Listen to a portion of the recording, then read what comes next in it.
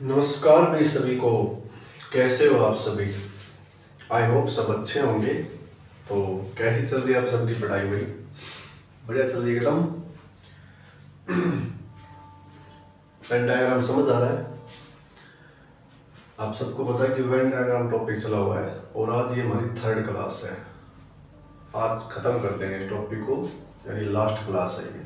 Okay, क्योंकि छोटा सा टॉपिक है, ज़्यादा टाइम वेस्ट करेंगे नहीं इस पे, क्योंकि आगे और भी टॉपिक आएंगे बड़े बड़े, उन पे भी टाइम लगाना है। तो कुछ एक क्वेश्चन लिखेंगे कल की तरह, आपको बताना है कौन सा मतलब डायग्राम इसमें सेट होगा, और उसके बाद फिर टाइप 2 और टाइप 3 बस एक एक क्वेश्चन कराएंगे। आपको पता चल जाए कि ऐसे क्वेश्चन आते हो, आराम से सोल्व करने, कुछ नहीं करना। जैसे ही टाइप 2 और टाइप 3 के क्वेश्चन लिखेगा ना, आप समझ जाओ कि हाँ ये ऐसे क्वेश्चन तो एग्जाम में जरूर आते हैं। ओके, तो सामने देखना बोर्ड पे, साथ का नोट डाउन नहीं करना। पहले क्वेश्चन लिखेंगे और सामने 4 ऑप्शन लिखेंगे, तो उस हिसाब से आपको बताना है। और जो टाइप 2 टाइप 3 है ना, उनके क्वेश्चन मैंने लिख रखे, एक एक क्वेश्चन वे कराऊंगा, क्योंकि लैंग्वेज के क्वेश्चन भी है और डायग्राम 3-4 एक साथ बनेंगे उसमें, तो ऐसे पॉसिबल नहीं होता सोचना एकदम से। तो मैंने नोट डाउन कर रखे, वो करवाएंगे आराम से एक एक क्वेश्चन। तो चलिए आप पहले ऐसे क्वेश्चन लिखिए, उसके बाद फिर आपको ऑप्शन लिखवाएंगे। चलिए फिर पहला question,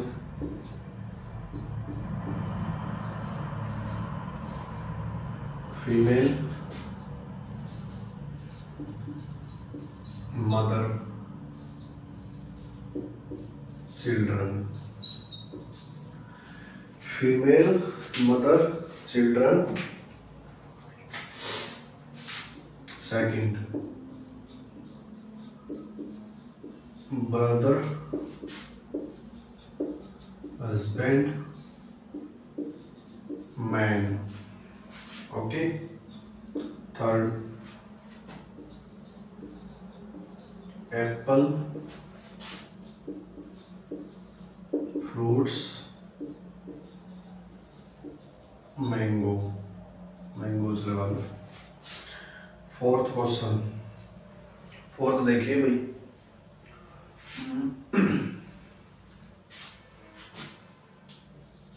women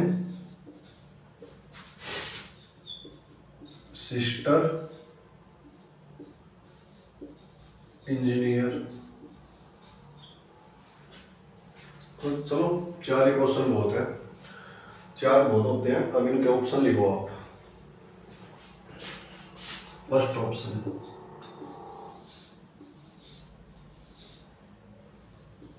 second option, third option and बच्चों लास्ट ऑप्शन। चलिए भाई हो जाइए स्टार्ट, देखते हैं कितने बच्चे सही आंसर दे पाते हैं इसका।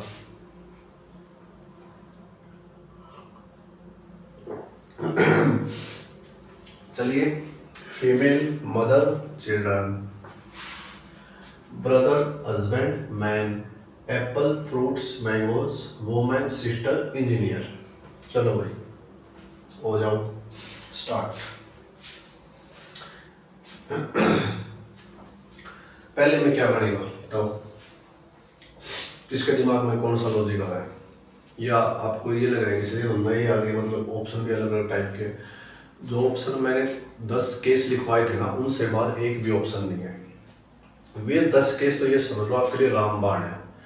एक बार पूरा वेन डायग्राम करने के बाद वे 10 केस भी अगर आप एग्जाम में देख जाओगे ना, मतलब जैसे एग्जाम आपका कल है, अगर वे 10 केस भी देख जाओगे तो आपको 2 नंबर पक्के हैं।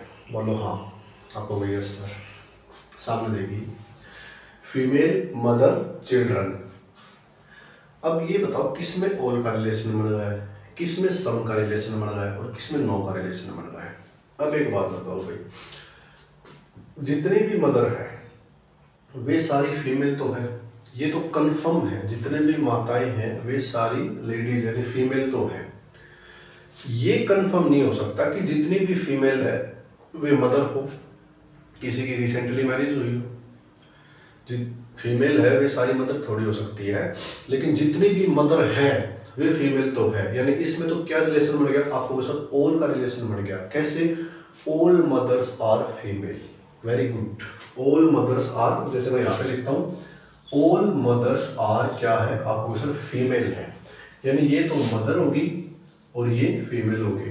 बोलो भाई हाँ, आप हो गई yes sir, all mothers are female. Very good. अब चिल्ड्रन का केस कहां से बनेगा? अब मदर तो चिल्ड्रन हो नहीं सकती, मदर तो चिल्ड्रन हो नहीं सकती, क्योंकि मदर तो अगर नॉर्मली किसी लड़की की शादी होती है तो 23-24 साल उम्र तो होती है नॉर्मली। अब हो गया सर, तो चिल्ड्रन थोड़ी होगी। अगर माता है वो तो बहुत बढ़िया, तो मदर तो कभी चिल्ड्रन हो नहीं सकती। लेकिन जो फीमेल है ना, फीमेल चाहे कितनी ही उम्र की लड़की हो उसके लिए हम फीमेल ही यूज करेंगे। जैसे जेंट्स के लिए क्या यूज करते हैं आपको सर, मेल। तो चाहे छोटी उम्र की लड़की हो, चाहे बड़ी उम्र की हो, चाहे मैरिड हो, चाहे अनमैरिड हो, फीमेल यूज करेंगे। लेकिन क्या होता है उसमें सम का केस बनेगा, सम फीमेल आर चिल्ड्रन, यानी कुछ फीमेल चिल्ड्रन हो सकती है। उल्टा मत बोल देना, जैसे कुछ चिल्ड्रन फीमेल भी तो हो सकते हैं। नहीं, चिल्ड्रन तो मेल भी होते हैं बच्चे। लेकिन क्वेश्चन के हिसाब से सोचना, क्वेश्चन से बाहर नहीं सोचना। कुछ फीमेल चिल्ड्रन हो सकती है। अब फीमेल क्या इसमें आपको सर, ये बड़े वाला सर्कल है ना, ये फीमेल है। तो इसमें से कुछ फीमेल, तो कुछ फीमेल का मतलब क्या है, ये कुछ फीमेल क्या है, चिल्ड्रन हो सकती है। तो इन 4 ऑप्शन में से आपको ऐसा कौन सा ऑप्शन दिख रहा है, बताओ भाई। इन 4 ऑप्शन में से आपको ऐसा कौन सा ऑप्शन दिख रहा है? आपको सर पहला ही ऑप्शन है, ऑप्शन नंबर ए। देख तो सकते हो, option number A, all mother are female और सब फीमेल आर चिल्ड्रन। तो ऑप्शन नंबर ए हमारा करेक्ट है पहले क्वेश्चन के लिए। किस किस को समझ आया? अगर किसी को समझ नहीं आया तो दोबारा बता देते हैं एक बार कि कैसे हुआ। ऑप्शन नंबर ए, female mother children, all mother female है, ठीक है, जितनी भी माताएं हैं फीमेल तो है ही, और कुछ फीमेल चिल्ड्रन, कुछ फीमेल बच्चे भी तो हो सकते हैं, 2 साल के, 3 साल के, 4 साल के। Getting my point? तो इसलिए ये ऑप्शन आया है, all mothers are female, some female are children. समझ गए आपको? Yes sir, very good. अगला देखो भाई, ब्रदर हस्बैंड मैन, इसमें बताओ क्या रिलेशन आएगा? ब्रदर हस्बैंड एंड मैन, देखते हैं। इसमें रुको भाई, एक ऑप्शन ये हटा के आप एक ऑप्शन गलत हो गया, सॉरी। ये ब्रदर हस्बैंड मैन, बताओ भी कौन सा ऑप्शन सही होगा? फर्स्ट होगा, सेकंड होगा, थर्ड होगा, फोर्थ होगा? तो दिमाग में ये मत सोचना कि सर फर्स्ट तो इसके लिए हो गया, दोबारा नहीं हो सकता। कभी भी हो सकता है, चारों के लिए फर्स्ट भी हो सकता है, चारों के लिए सेकंड भी हो सकता है, ठीक है। ये मत सोचना कि सर फर्स्ट हो गया दोबारा नहीं, ऐसी कोई बात नहीं है, हो सकता है। ध्यान से देखना क्वेश्चन को। ब्रदर हस्बैंड मैन, देखो भाई, ऑल ब्रदर आर हस्बैंड है, आपको नहीं सर ये तो पॉसिबल ही नहीं है कि जितने भाई है वे सारे पति है, हस्बैंड है, कहाँ पॉसिबल है? और ये भी पॉसिबल नहीं है कि जितने भी हस्बैंड है वे पति है, मतलब वे भाई है, ये भी नहीं हो सकता। लेकिन ये है, मैन जरूर है, चाहे वे हस्बैंड हो चाहे वो भाई हो, लेकिन मैन जरूर है। जैसे फीमेल के लिए वो मैन होता है ना, लड़कियों के लिए, तो ऐसे लड़कों के लिए क्या, मैन। तो मैन जरूर है, चाहे वो हस्बैंड हो चाहे वो ब्रदर हो। बोलो भाई, आप हो यस सर, मैन कंपल्सरी है, ये जरूर है, चाहे वो हस्बैंड हो चाहे वो ब्रदर हो। तो ऐसा ऑप्शन कहाँ दिख रहा है बताओ? नहीं, रुको रुको रुको रुको, गलत हो गया। 1 मिनट, ये नहीं आएगा, मतलब रुको। मैन जरूर है, लेकिन जो मैन के अंदर जो कैटेगरी है ना वो ये बढ़ेगी, इनमें सम का रिलेशन बन सकता है। तो कुछ भाई हस्बैंड हो सकते हैं, कुछ हस्बैंड भाई हो सकते हैं, इनमें क्या रिलेशन बनेगा, सम का, यानी ये रिलेशन बनेगा इनमें, ये हस्बैंड है, ये ब्रदर है और ये मैन है। मैन दोनों है, ब्रदर भी है हस्बैंड भी है, लेकिन कुछ हस्बैंड ब्रदर हो सकते हैं, लेकिन कुछ ब्रदर हस्बैंड हो सकते हैं। ओके, तो ये रिलेशन बनेगा। तो ये बताओ कौन सा ऑप्शन नजर आ रहा है आपको? ऑप्शन नंबर डी नजर आ रहा है। तो ऑप्शन नंबर डी नजर आ रहा है, तो सेकंड के लिए option number D. Okay, getting my point? तो ध्यान से समझना, ब्रदर, हस्बैंड, मैन। मैन तो दोनों है, ब्रदर भी मैन है, हस्बैंड भी मैन है, लेकिन इनमें सम का रिलेशन जरूर बढ़ सकता है। कुछ ब्रदर मैन हस्बैंड हो सकते हैं, कुछ हस्बैंड ब्रदर हो सकते हैं भाई। ओके, चलिए भाई अगला question, Apple, fruits, mangoes. Apple, fruit, mangoes. Fruit तो ये भी है, फ्रूट तो ये भी है, यानी फ्रूट तो दोनों है, यानी फ्रूट्स तो दोनों है। इसको रख करके यहां पे देखते हैं, फ्रूट्स तो क्या है, दोनों है। एप्पल अलग है, मैंगो अलग है, यानी एप्पल का अपना अलग टेस्ट है, मैंगो का अपना अलग टेस्ट है, अलग अलग फ्रूट है। ऐसा क्वेश्चन हमने कल भी किया, जैसे कार, बाइक, व्हीकल। व्हीकल तो दोनों है, कार भी है, बाइक भी है, बाइक का अपना अलग काम है, कार का अपना अलग काम है। तो ऐसे ही फ्रूट्स तो दोनों है, एप्पल भी, मैंगो भी। ये कंप्लीट फ्रूट्स हो गया, एप्पल अलग है, फ्रूट और मैंगो अलग है। ये लो, ये एप्पल हो गया, ये मैंगो हो गया, सपोज ये एप्पल, ये मैंगो और फ्रूट्स दोनों है।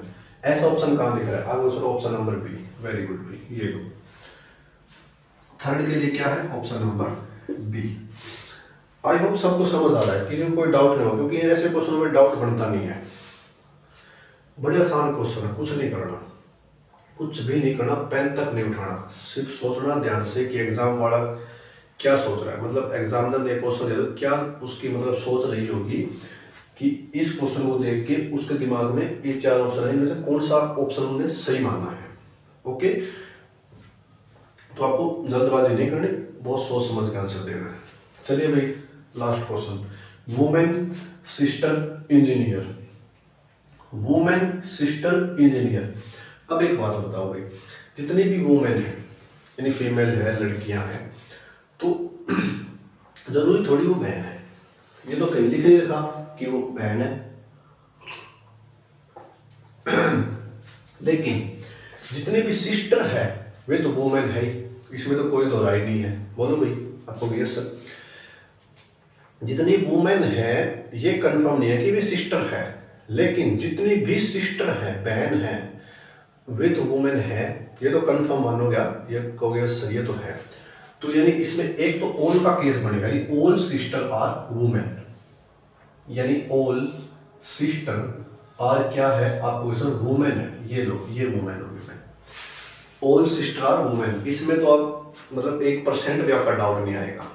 क्यों? डाउट होने के लायक कोई चीज है ही नहीं। ऑल वुमेन आर सिस्टर नहीं कर सकते, क्योंकि जितनी वुमेन है, सिस्टर कहाँ है? क्या तो उनके भाई ना हो, क्या उनकी बहन ना हो, क्या मतलब अकेले हो अपने माता पिता के? बताओ। आपको यस सर पॉसिबिलिटी तो है, लेकिन जहाँ थोड़ी सी पॉसिबिलिटी हो ना, तो वहाँ पे डाउट होता है, वहीं पे क्वेश्चन गलत होता है। अब इसको उल्टा पढ़ो, सिस्टर वुमेन, यानी ऑल सिस्टर आर वुमेन, यानी यहाँ पे 1% का भी डाउट नहीं, 0% डाउट भी नहीं है, क्योंकि जितनी भी सिस्टर है वे वुमेन तो है, जितनी भी बहनें हैं वे वुमेन है। तो हमने यही तो लिखा है, ऑल सिस्टर आर वुमेन। अब इसमें बन सकता है कि भी some women are engineer, some sister are engineer, दोनों बन सकते हैं। Some women are engineer, some sister are engineer, दोनों में सम का रिलेशन हो सकता है। बोलो भाई हाँ, आप हो सर, यानी दोनों में सम का रिलेशन कैसे बनाया? आपको सर दोनों में कैसे बन सकता है? जैसे अगर ऐसे सर्कल करेंगे ना, तो ये तो सिर्फ और सिर्फ वुमेन का होगा, यानी some women are engineer. Sister भी तो हो सकती है, जो सिस्टर में वुमेन तो है, जो सिस्टर है वुमेन तो है ही, तो जो इंजीनियर होंगी, सिस्टर होगी तो वुमेन भी इंजीनियर होगी। सिंपल सी बात है भाई, ये तो कोई बात नहीं है। जो सिस्टर अगर इंजीनियर होंगी, सिस्टर वुमेन है, तो वुमेन भी मतलब इंजीनियर है, सिस्टर भी इंजीनियर है। जो सिस्टर इंजीनियर है वही तो वुमेन है। दोनों का होगा, तो दोनों कैसे होगा? ऐसे होगा। सुनो मेरी बात, ये तो सम का ऑल का रिलेशन आ गया, ऑल सिस्टर आर वुमेन, और ये आएगा ऐसे, ये सर्कल ऐसे आएगा भाई, सम सिस्टर आर इंजीनियर और सम वुमेन भी आर इंजीनियर। ये ना, ये सर्कल चाहिए, इस साइड में लगा लो, कोई दिक्कत नहीं है कि आप सोचो इस साइड लगाना, कहीं भी लगा लो आप। सम सिस्टर आर इंजीनियर और सम वुमेन भी आर इंजीनियर। बोलो हाँ, आप कहोगे यस सर। तो ऐसा कौन सा ऑप्शन है बताओ भाई? आप कहोगे सर ऑप्शन नंबर सी है। तो ऑप्शन नंबर सी हमारा करेक्ट आंसर है इस फोर्थ क्वेश्चन के लिए। क्यों? क्योंकि ऑल सिस्टर आर वुमेन और सम सिस्टर आर इंजीनियर और सम वुमेन भी are engineer. Getting my point? आप लोग यस सर, वेरी गुड। तो ये आपके समझ प्रैक्टिस ही हुई है। जो हमने बेसिक बताना था, जो कॉन्सेप्ट बताने थे, जो 10 कॉन्सेप्ट बताने थे, वे हमने फर्स्ट क्लास में लिखवा दिए थे। सेकंड क्लास में ऐसे ही हमने क्वेश्चन प्रैक्टिस कराई, और थर्ड क्लास ये लास्ट क्लास है, इसमें क्वेश्चन प्रैक्टिस हो गई। अब टाइप सेकंड स्टार्ट करेंगे। ओके, तो टाइप सेकंड के मैं एक बार लिख के लाया हूँ एक एक क्वेश्चन, तो वो आपको देखना है। आप देखते ही बता दो कि सर ये ऐसे क्वेश्चन तो बिल्कुल आते हैं एग्जाम में, 101% आते हैं, कोई दो राय नहीं इस बात में। चलिए भाई,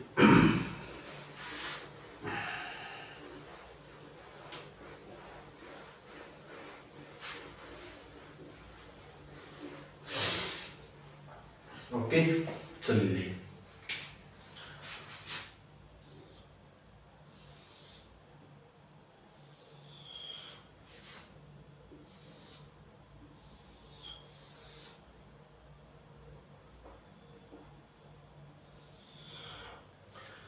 ठीक है,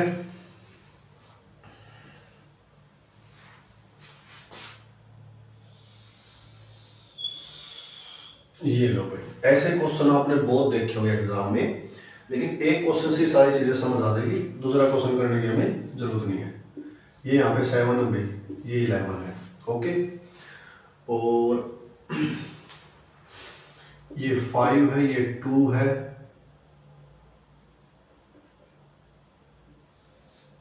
ये 2 है, ये 9 है, और ये 13 है। ये ट्राइंगल है, ये स्क्वायर है, ये सर्कल है, ये नंबरिंग है।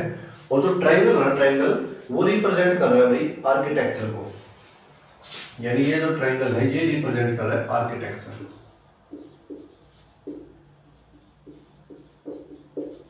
आर्किटेक्चर ओके, आपको यस सर। और जो ये हमारा स्क्वायर है, ये डॉक्टर को रिप्रेजेंट कर रहा है भाई। ये जो स्क्वायर है ये डॉक्टर को रिप्रेजेंट कर रहा है, और ये सर्कल है ये इंजीनियर को रिप्रेजेंट कर रहा है। तो ऐसी फिगर आपने 101% देखी होगी एग्जाम में, जितने ही बच्चे कंपटीशन की तैयारी कर रहे हैं, ऐसी फिगर जरूर आती है। अब जब ये फिगर आ जाती है ना आपके स्क्रीन पे, तो एग्जामिनर की मर्जी, वो कुछ भी पूछे, मतलब कुछ भी पूछे, उसी की मर्जी है। वो नई वाले क्वेश्चन भी पूछ सकता है, पॉसिबिलिटी वाले क्वेश्चन भी पूछ सकता है, कंफर्म क्वेश्चन भी पूछ सकता है। जैसे एग्जामिनर ने क्या पूछ रखा है, कितने ऐसे इंजीनियर है जो सिर्फ ओनली आर्किटेक्चर है। How many engineer are there that are only architecture. कितने ऐसे इंजीनियर है जो ओनली आर्किटेक्चर है, बताओ भाई। इंजीनियर भी है और आर्किटेक्चर भी है, कितने ऐसे इंजीनियर है जो आर्किटेक्चर है, बताओ। अब एक बात बताओ, इंजीनियर वाला कौन सा सर्कल है आपको सर? इंजीनियर वाला तो ये सर्कल, मतलब सॉरी क्या बोल रहा हूं मैं, इंजीनियर वाला क्या है, सर्कल को रिप्रेजेंट कर रहा है। जो सर्कल ना ये इंजीनियर है। अब इंजीनियर में जैसे 11 भी है, 9 भी है, 2 भी है, 7 भी है, लेकिन ये जो 9 है, 11 है ना, ये तो हो नहीं सकता। क्यों? क्योंकि ये तो सिर्फ और सिर्फ इंजीनियर ही है। ये ना तो ट्राइंगल के टच हो रहा, ना स्क्वायर के टच हो रहा, सिर्फ और सिर्फ क्या है, इंजीनियर है। आपको यस सर। ये 9 है ना, 9 ये इंजीनियर भी है, और ये स्क्वायर में भी आ रहा है, ये डॉक्टर भी है। Getting my point? आपको यस सर। लेकिन हमें तो ऐसा देखना ना, जो इंजीनियर भी है और ओनली आर्किटेक्चर है, जो इंजीनियर है लेकिन आर्किटेक्चर है। ठीक है, तो ये 2 है ना, 2 ये तो तीनों में आ रहा है, सर्कल में भी आ रहा है, ट्राइंगल में भी आ रहा है, स्क्वायर में भी आ रहा है। बोलो भाई हाँ। आपको यस सर। ये इंजीनियर भी, आर्किटेक्चर भी, डॉक्टर भी। ये 5 है, ये भी, ये स्क्वायर और ट्रायंगल में आ रहा है, यानी ट्रायंगल क्या है, आर्किटेक्चर, स्क्वायर क्या है, डॉक्टर। सर्कल से सब कोई लेना देना नहीं है, लेकिन इसको तुम काउंट करेंगे नहीं क्योंकि इंजीनियर पूछा है। 10 है, 10 ऑलवेज ओनली क्या है, आर्किटेक्चर है सिर्फ। क्या बच गया बताओ मेरे को, ये बता दो क्या बच गया आपको सर? 7 बच गया, सिर्फ और सिर्फ 7। यानी 7 ऐसा बंदा है जो इंजीनियर के साथ साथ क्या है, ओनली आर्किटेक्चर, सिर्फ और सिर्फ। यानी ओनली क्यों लगाया है? क्योंकि ओनली इसलिए लगाया है क्योंकि डॉक्टर नहीं आया। एग्जामिनर ने क्या पूछा है कि ऐसा इंजीनियर बताओ जो सिर्फ आर्किटेक्चर है, डॉक्टर नहीं है। क्या है, सिर्फ आर्किटेक्चर। तो इंजीनियर तो 7 है, ये सिर्फ आर्किटेक्चर, आर्किटेक्चर ट्रायंगल को रिप्रेजेंट कर रहा है, ये सिर्फ आर्किटेक्चर है। तो क्या आंसर आएगा इसका, आपको सर 7 ऐसा बंदा है जो इंजीनियर है और ओनली क्या है, सिर्फ आर्किटेक्चर है, ये डॉक्टर नहीं है। Getting my point. तो ऐसे क्वेश्चन बनते हैं, तभी तो मैंने कहा कि एक क्वेश्चन को समझाया कि आपको पता चल जाए क्वेश्चन कैसे बनते हैं, आंसर देना। अब देखो दूसरा क्वेश्चन, अब बताओ भाई, मेरे को ये बताओ सिर्फ ओनली इंजीनियर कितने हैं, ओनली आर्किटेक्चर कितने हैं एंड ओनली डॉक्टर कितने हैं। इन 3 का आंसर बताओ फटाफट। ओनली इसलिए रखो, सिर्फ आर्किटेक्चर, सिर्फ इंजीनियर, सिर्फ डॉक्टर, इसके अलावा कुछ नहीं। Only engineer, only architecture, only doctor. आपको सर ओनली इंजीनियर तो कितने हैं, ओनली इंजीनियर क्या है 11, ओनली आर्किटेक्चर कितने हैं, आपको सर 10, ओनली डॉक्टर कितने हैं 30। ये लो भाई क्वेश्चन खत्म। तो ऐसे ऐसे कितने क्वेश्चन बना लो, ऐसे कितने इंजीनियर है जो डॉक्टर है लेकिन आर्किटेक्चर नहीं है, ऐसे कितने इंजीनियर है या ऐसे कितने डॉक्टर है जो इंजीनियर के साथ साथ आर्किटेक्चर भी है। मतलब आपके माइंड में जितने क्वेश्चन रिप्रेजेंट हो रहे हैं ना, उससे ज्यादा क्वेश्चन यहाँ पढ़ सकते हैं। आपके माइंड में सोच रहे हो 2 क्वेश्चन बनेंगे, 4 क्वेश्चन बनेंगे, लेकिन यहाँ पता नहीं कितने क्वेश्चन बन सकते हैं। नहीं है पॉसिबिलिटी है, मतलब कुछ भी। गेटिंग मतलब समझ रहे हो ना मैं क्या कहना चाह रहा हूँ। तो इसलिए इस ऐसे क्वेश्चनों को ज्यादा करवाने का कोई फायदा नहीं है, क्योंकि एक क्वेश्चन से ही आपको सारी चीजें समझ आएगी क्या पूछना चाह रहा है एग्जामिनर। तो आपसे चलो 1-2 क्वेश्चन और पूछ लेते हैं इसमें से।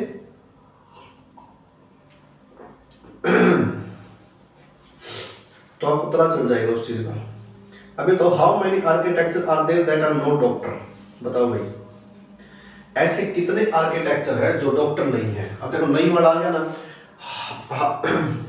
ऐसे कितने आर्किटेक्चर है जो डॉक्टर नहीं है। अब देखो ध्यान से, अब इंजीनियर का कोई लेना देना नहीं है, जो चीज पूछे ना उसी पे फोकस करो। एग्जामिनर ने जो चीज पूछी है ना उसी पे फोकस करो। एग्जामिनर ने पूछा है ऐसे कितने इंजीनियर है जो डॉक्टर नहीं है ना, सॉरी गलत हो गया, ऐसे कितने आर्किटेक्चर है जो डॉक्टर नहीं है। तो इसमें इंजीनियर का कहीं जिक्र नहीं है। अब वो ऐसा तो इंजीनियर को भूल जाओ कि इंजीनियर भी है इस लाइन में, इंजीनियर को 1 मिनट के लिए भूल जाओ। तो आपको सिर्फ और सिर्फ आर्किटेक्चर और डॉक्टर पे कमांड देकर फोकस करना है। एग्जामिनर ने क्वेश्चन पूछा ऐसे कितने आर्किटेक्चर है जो डॉक्टर नहीं है। पहले तो ये देखो डॉक्टर है कौन, नहीं वाला तो अपने आप आ जाएगा। पहले ये देखो डॉक्टर है कौन। डॉक्टर क्या है, आपको सर स्केयर है ना, स्केयर ये डॉक्टर है कंप्लीट। अब इस स्केयर में कौन कौन से नंबरिंग आ रहे हैं, आपको सर 13 आ रहा है भाई, 5 आ रहा है भाई, 2 आ रहा है बिल्कुल, और 9 आ रहा है। डॉक्टर को कौन सा फिगर रिप्रेजेंट करा, आपको सर स्केयर। अब स्केयर में ये देखो कौन कौन सी नंबरिंग आ रही है, आपको सर 13 आ रही है, 5 आ रही है, 2 आ रही है, 9 आ रही है। तो ये तो आर्किटेक्चर हो ही नहीं सकते। क्यों? क्योंकि एग्जामिनर ने क्वेश्चन पूछा ऐसे कितने डॉक्टर हैं, ऐसे कितने आर्किटेक्चर है जो डॉक्टर नहीं है। आर्किटेक्चर ट्रायंगल रिप्रेजेंट हो रहा है, डॉक्टर स्केयर रिप्रेजेंट हो रहा है, जो डॉक्टर नहीं है। लेकिन ये तो डॉक्टर है।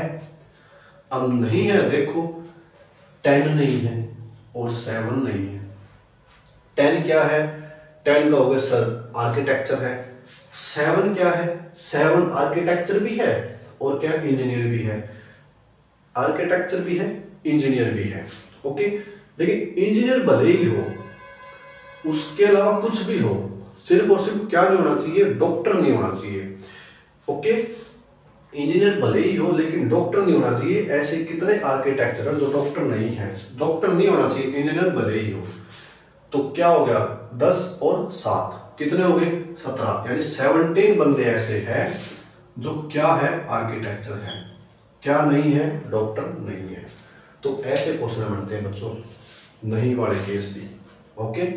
तो मैं बार बार ये बात इसलिए बोल रहा हूं कि आप नोट डाउन कर लो क्वेश्चन को कि ऐसे कितने आर्किटेक्चर जो डॉक्टर नहीं है।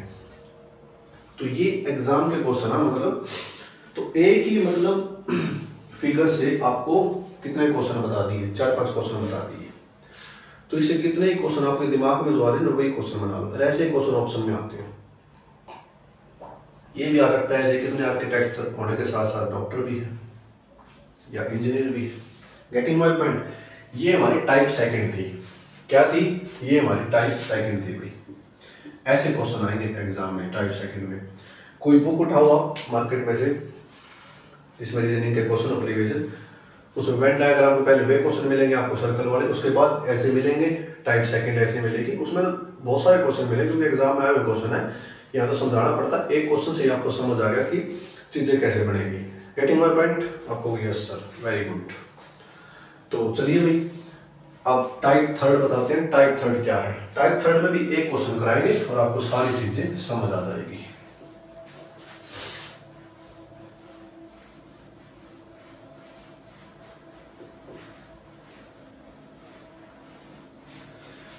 टाइप थर्ड में भी सिर्फ और सिर्फ एक क्वेश्चन कराएंगे और आपको क्वेश्चन समझ आ जाएगा क्वेश्चन कैसे बनता है। मेन चीज क्या है कि हमें सिर्फ और सिर्फ ये पता होना चाहिए कि एग्जाम में क्वेश्चन कैसे आएगा, फिगर कैसे बनी आएगी। जो टाइप सेकंड का है ना, ऐसी फिगर बनी आएगी। बस वहां पे क्या होगा, ट्रायंगल को टीचर कर दे, सर्कल को मतलब डॉक्टर कर दे, और जो स्क्वायर है उसको मतलब साइंटिस्ट कर दे, मतलब कुछ भी कर दे, लेकिन जो फिगर बनी आएगी वो ऐसी ही बनी आएगी। रेक्टेंगल हो सकता है, कुछ भी हो सकता है, एक्स वाई जेड। ओके, तो चलिए अब देखते हैं टाइप थर्ड लास्ट। इसके बाद हमारा वेन डायग्राम खत्म। ये लो भाई, यही है। एक मिनट रुको, मैं अच्छे से बनाते हैं इनको।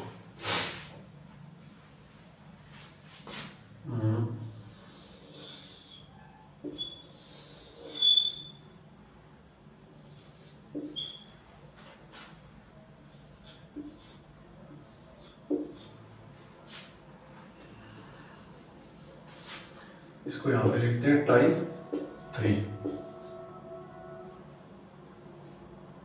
ये हमारा इंग्लिश हो गया, ये हमारा मैथ्स हो गया। English maths. ओके, चलिए चलो भाई, ऐसे कोई मतलब फिगर बनी आएगी एग्जाम में। ये जो सर्कल है ना, जैसे ये इंग्लिश का सर्कल है कंप्लीट, और ये जो सेकंड सर्कल है ये मैथ्स का सर्कल है। ये ऐसा क्वेश्चन है ना, परसेंटेज में भी आता है। परसेंटेज में जब बच्चों वाले क्वेश्चन आते हैं, बच्चों वाली टाइप आती है कि इतने मतलब इस सब्जेक्ट में इतने परसेंट बच्चे पास है, इस सब्जेक्ट में इतने परसेंट बच्चे पास है, ओवरऑल इतने परसेंट बच्चे पास है। ओके, तो बताओ भाई कितने परसेंट फेल है। तो इसी फिगर से होता है, इसी फिगर से होता है। आपको दीपक सर ने कराया होगा परसेंटेज में, जब मैं मैथमेटिक कराऊंगा तो कराएंगे आपको अच्छे से डिटेल एक्सप्लेनेशन को, डायरेक्ट मेथड भी। मेरा पढ़ाने का तरीका ये है कि मैं पहले डिटेल मेथड बताता हूँ, चाहे आप मैथ देख लो चाहे रीजनिंग देख लो। पहले आपको पूरा डिटेल मेथड बताएंगे, लॉजिक बताएंगे कि चीज़ें कैसे बनी, कहाँ से बनी और आंसर क्या है। फिर उसके बाद दूसरा मेथड क्या है हमारा, डायरेक्ट। एग्जाम ओरिएंटेड अप्रोच बहुत ज़्यादा जरूरी है। अगर आपको डिटेल कराई गई तो आपका दिमाग जो होता है ना, डिटेल मेथड का हो जाएगा। जैसे मैंने आपको यहाँ 50 क्वेश्चन कराए सपोज, और 50 के 50 मैंने आपको logic with logic detail method लंबे लंबे मेथड करा दिए, तो आपके दिमाग में क्या आएगा कि क्वेश्चन ऐसे ही होंगे। आपके दिमाग में ये इमेज बन जाएगी, ऐसे ही क्वेश्चन सोल्व होंगे एग्जाम में, इतने बड़े बड़े लंबे लंबे सोल्यूशन करने पड़ेंगे। नहीं बच्चों, वो तो आपको समझाने के लिए है, बार बार बोल रहा हूँ। मेरा पढ़ाने का तरीका ये है कि मैं पहले लॉजिक बताता हूँ, मैथ से मैंने एल्जेब्रा कराया, सर्ड एंड एडिसेस कराया और ट्रिग्नोमेट्री कंप्लीट। तो आपने देखा हुआ 3 टॉपिक पढ़े होंगे। तो पहले मैं चीजें डिटेल में बताता हूँ कि ये चीजें कहाँ से बनी, इसका सॉल्यूशन क्या है, लॉजिक ये है। उसके बाद मैं ये भी बोलता हूँ कि इस ऐसे आपको एग्जाम में नहीं करना। अगर आप ऐसे एग्जाम में करके आओगे तो क्या फायदा फिर पढ़ने का। ऐसे बड़े बड़े सॉल्यूशन थोड़ी करके आएंगे एग्जाम में। एग्जाम में तो देखते ही आंसर आना चाहिए 2 सेकंड 3 सेकंड में। तो उसके बाद वो लॉजिक बताते हैं कि वो चीजें 2 सेकंड में कैसे आंसर आएगा, तो वो अप्रोच भी बताते हैं, उसको बोलते हैं एग्जाम ओरिएंटेड अप्रोच। ओके, तो यही चीजें होती है पढ़ने की। पहले डिटेल में पढ़ो, अच्छे से कॉन्सेप्ट क्लियर करो बेस्ट तरीके से, उसके बाद फिर डायरेक्ट चलने दो चीजें। जब प्रैक्टिस आएगी ना, प्रैक्टिस बैच आएगा, उसमें देखना डायरेक्ट चीजें चलाएंगे, उस वहाँ पे कोई कॉन्सेप्ट वगैरह नहीं होगा। हाँ, एक आध क्वेश्चन ऐसा आ गया ना कि यहाँ कॉन्सेप्ट बताना जरूरी है, तो वहाँ बता देंगे, अदरवाइज कोई कॉन्सेप्ट नहीं, डायरेक्ट चीजें चलेगी। Getting my point. तो चलिए अब देखिए इस क्वेश्चन को। तो ये क्या है, जो ये सर्कल है फर्स्ट वाला, ये इंग्लिश को रिप्रेजेंट कर रहा है, जो सेकंड सर्कल है ये मैथ्स को रिप्रेजेंट कर रहा है। अब मेरे को आप सिर्फ इतना बता दीजिए, ओनली इंग्लिश में कितने बच्चे पास है। यहां से क्वेश्चन बन सकते हैं। एक मिनट यहाँ पे तो इस साइड लिख देते हैं। ओनली इंग्लिश में कितने बच्चे पास हैं, ओनली मैथ्स में कितने बच्चे पास हैं, और मैथ में कितने बच्चे पास हैं, इंग्लिश में कितने बच्चे पास हैं, बोथ दोनों में कितने बच्चे पास हैं, और मैथ्स और इंग्लिश दोनों में। मैक्सिमम क्वेश्चन यही बनते हैं। इंग्लिश में only English, only math, math English both. 1 2 3 4 5 question आ गए। एक फिगर पे 5 क्वेश्चन पूछ लिए। एग्जाम पढ़ो तो इनमें से एक क्वेश्चन पूछेगा आपसे। ये मान के चलो कि ये आप अब एग्जाम में बैठे, आपके स्क्रीन पर ये क्वेश्चन है, ठीक है, स्क्रीन के ऊपर ये इमेज बनी हुई है एज इज सेम। इनमें से एक क्वेश्चन पूछेगा एग्जाम वाला, only English, only math, maths English both, बताओ। तो आपको टिक करना 2 सेकंड में, कुछ नहीं करना। अब आपको प्रॉब्लम होगी सर ये कैसे पता चलेगा ओनली इंग्लिश का मतलब क्या। ओनली इंग्लिश का मतलब ये है बच्चों, सिर्फ इंग्लिश में पास होना चाहिए, चाहे मैथ्स में फेल हो। ओनली मैथ्स का ये मतलब है सिर्फ मैथ में पास होना चाहिए, इंग्लिश में फेल हो।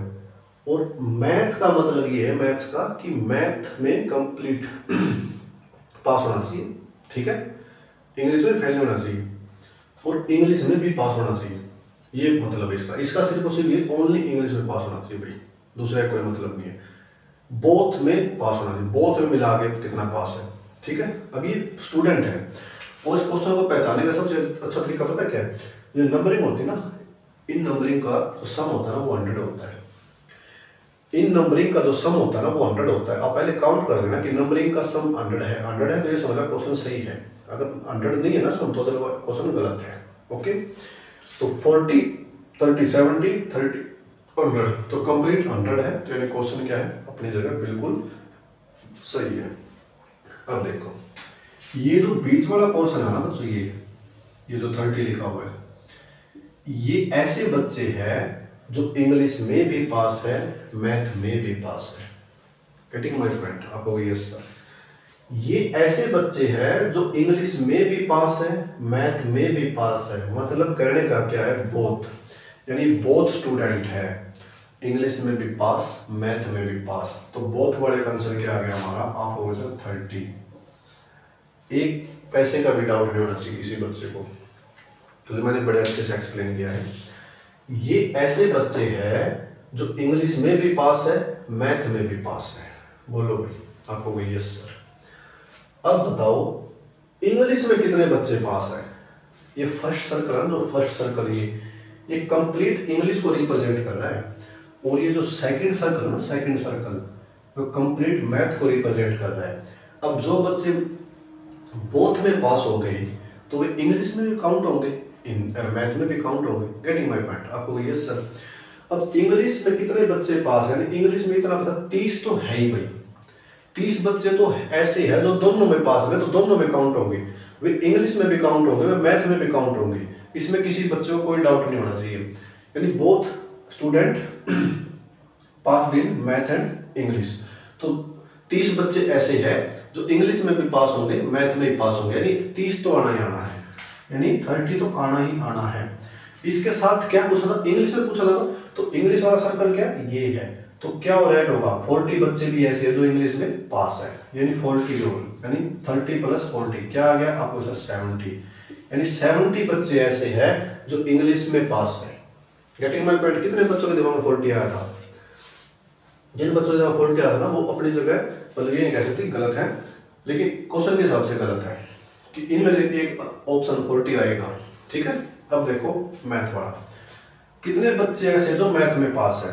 अब देखो इस जो सेकंड सर्कल है ये मैथ को रिप्रेजेंट कर रहा है, लेकिन वही बात है ये बोथ को क्या है, बोथ वर्ड तो मैंने बताया 30 जो है वो इंग्लिश में भी काउंट होगा, मैथ में भी काउंट होगा, उसमें कोई दो राय नहीं है, यानी 30 तो होना ही होना काउंट। क्यों 30 बच्चे ऐसे हैं जो मैथ में पास है, इंग्लिश में पास है, और बाकी क्या ऐड होगा, जो ये 30 है ये भी मैथ में पास है, तो 30 + 30 क्या हो गया 60, यानी 60 बच्चे ऐसे हैं जो मैथ्स में पास है। बोलो भाई हाँ, आप हो गई यस सर। 3 क्वेश्चन है, उनके आंसर दे दिए हमने। एक का 30 आया था, एक का 70, एक का 60। किसी बच्चे को कोई डाउट नहीं है। अब देखो ओनली मैथ्स, अब आता है ओनली मैथ, सिर्फ और सिर्फ मैथ। ये जो बच्चे हैं ना, ये वही है जो दोनों में पास है, मैथ में भी इंग्लिश में भी। लेकिन इधर वाले क्या है इंग्लिश में, उधर वाले क्या है मैथ्स में। ये बच्चे दोनों में पास है। ये जो बच्चे ना ये 30, ये सिर्फ और सिर्फ मैथ में पास है, ओनली मैथ्स। तो क्या आंसर आ गया आपको सर 30। ये जो बच्चे ना ये सिर्फ और सिर्फ मैथ्स में पास है, इनका इंग्लिश से कोई लेना देना नहीं है। Very good. ऐसे ही ओनली इंग्लिश, ये जो बच्चे हैं दोनों में पास है 30, लेकिन इंग्लिश वाला इधर वाला सर्कल है, तो क्या हो गया 40। यानी 40 बच्चे ऐसे हैं जो सिर्फ और सिर्फ इंग्लिश में पास है भाई, मैथ्स का कोई लेना देना नहीं है। Getting my point? आई बात समझ?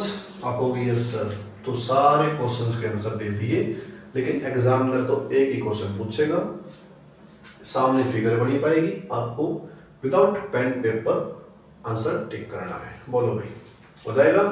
आपको भाई यस सर। तो अच्छी बात है भाई, हो जाएगा तो आपका वेन डायग्राम जो टॉपिक है वो कंप्लीट। हमने आपको रीजनिंग में आई थिंक 4-5 टॉपिक तो करा ही दिए शायद।